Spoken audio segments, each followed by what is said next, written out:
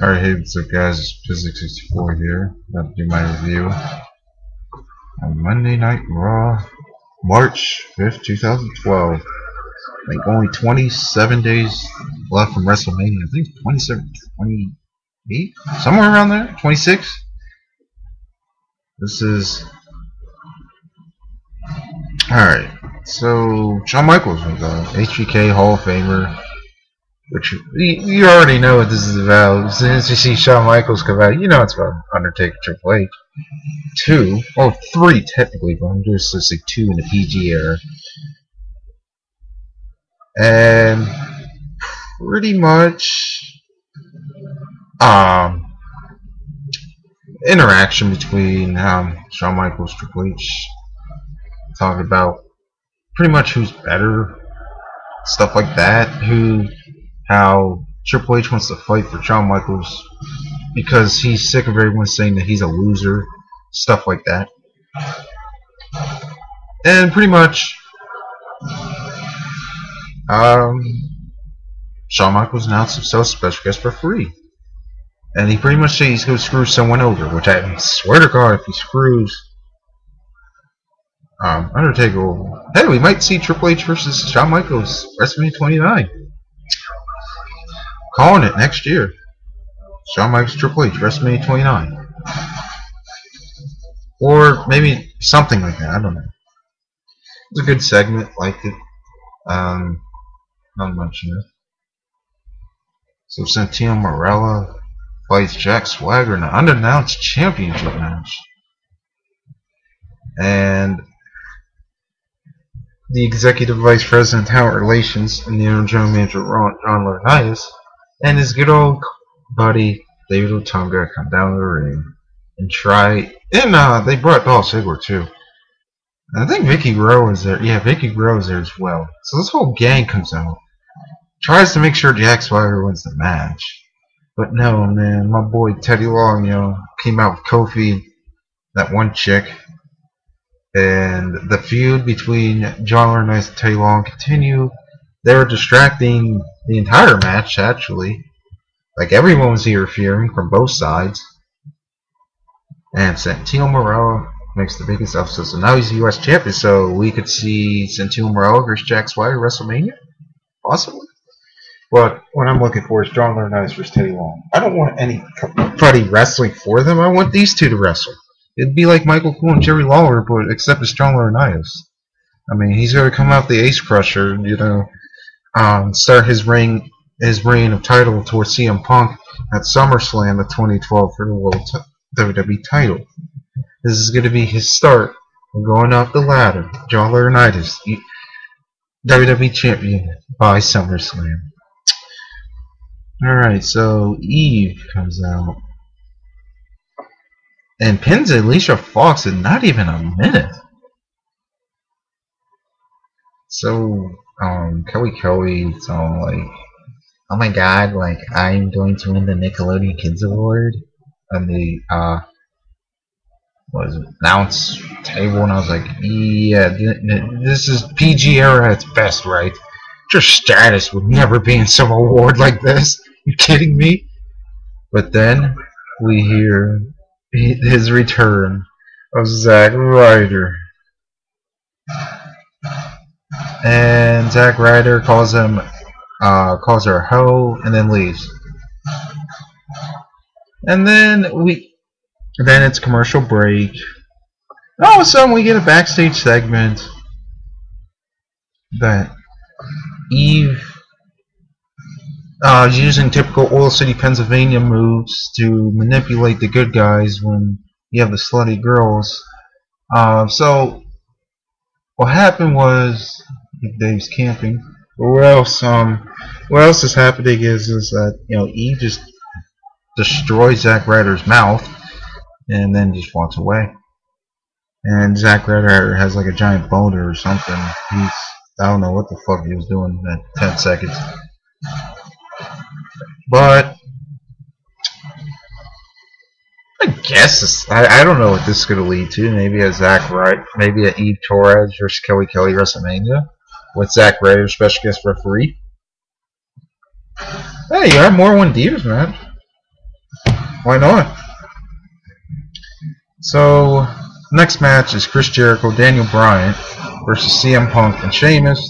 A really, really good match between these four, and Chris Jericho ends up pinning CM Punk. Yeah, Chris Jericho ends up winning. But I don't know. I wasn't a big fan of having this match because you're just, I don't know, you're wrestlers touching each other before the wrestling event. Just it makes you, it's like you're seeing this free on TV, so why would you pay for it? And why would you pay $60 for it instead of, you know what I mean? Just, it was a good match. I just wasn't a big fan of it. Yes, I don't know what to say. So, the Big Show. So the Big Show and Miz go at it, but before that happens, Cody Rhodes puts out a video package of WrestleMania 18 where the Big Show's partying with some people, and he picks up a little girl like the size of his arm or something. So yeah, and then it ends up beating the Miz tries to sneak attack Big Show, but then Big Show destroys him in like a minute or two. Nothing much here. Throughout the video, or throughout the show, there was the Rock Revolution. And what this was history lessons. First history lesson was the Boston Tea Party, where he was throwing, instead of throwing tea, he was throwing his merchandise, John Cena's merchandise. I thought that was sweet. The second one was about Paul Revere. When the British are coming, he pretty much said that if John Cena was running the British thing that Paul Revere ran, that they would shoot him on the spot, and that if The Rock came, that he would invent electricity because he's that electrifying. And then you get another package from John Cena sitting there by himself, like he has no friends, in a boring Randy Orton style promo. Almost put me to sleep. Just saying that, this is the biggest match ever. Like, I swear he was talking like this. It was like this. This is the biggest match ever. And if I lose everything. The Rock is the greatest wrestler of all time. I must win this match. That's pretty much how it sounded. No excitement, no enthusiasm, nothing. It's like, did John Cena make this 5 minutes before the show started or something? I swear. So R-Truth goes up against Kane, which kind of a random match. Kane beats R-Truth in a couple minutes, but then Randall Keith Orton, the Viper, with the psychotic face that looks like this all the time. R-Truth grabs Kane's legs, and then Randy Orton just knocks him out with the RKO, and then gets in his face. He's like, "I'm glad to be back," or "being back is great," or something like that. I don't know. Randy Orton and Kane, I don't know. It might be a good feud. Kane is great. Probably one of the best people in the mic. So, feud-wise, this would be great. Now, so we get the final four. We John Cena comes out, talks shit on The Rock. The Rock comes out, they talk shit on each other. Just, same old stuff they're saying. I like this. I really like this feud.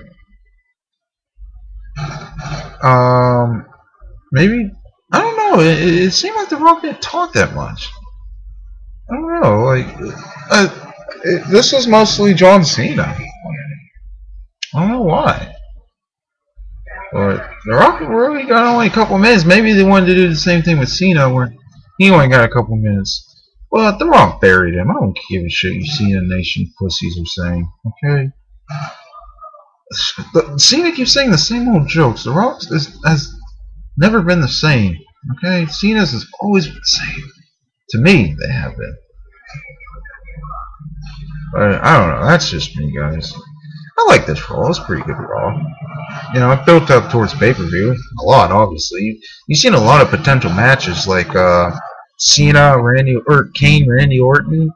That's a match you might see at WrestleMania, so they're probably building that up. You're seeing, what's another one that just came? You might see a E Torres versus Kelly match WrestleMania. You might see Santino versus Jack Swagger. So this is definitely building up towards pay-per-view. So this is good. It's good. Huh? But that's it for me, guys. Alabama 163-1 gets suspended again. Guys, I'm sorry for all you Bama fans out there, Bama Nation. But I'm sorry. Can't help it. Yes, I know I shaved. I know. I look good, don't I? But yeah, that's it for me.